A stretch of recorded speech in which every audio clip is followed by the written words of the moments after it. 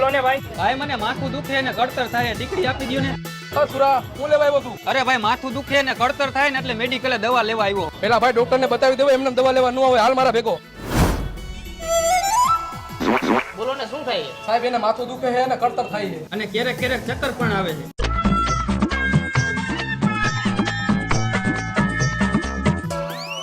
હાલી આ મેડિકલે જઈને લઈ લેજો દવા. દવા તો મેડિકલ માંથી લઈ લઈશ, પણ તમને કેટલા પૈસા દેવાના ચેક કરવાના? 200 રૂપિયા દેવાના.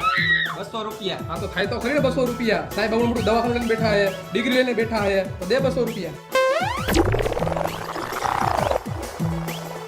ભાઈ આ દવા આપી દો ને. હાલ્યો ભાઈ દવા લાવો 20 રૂપિયા. તમે જો સાહેબ ને ન બતાવવા ગયા હોત ને તોય હું તમને આ જ દવા આપે ખાલી 20 રૂપિયામાં.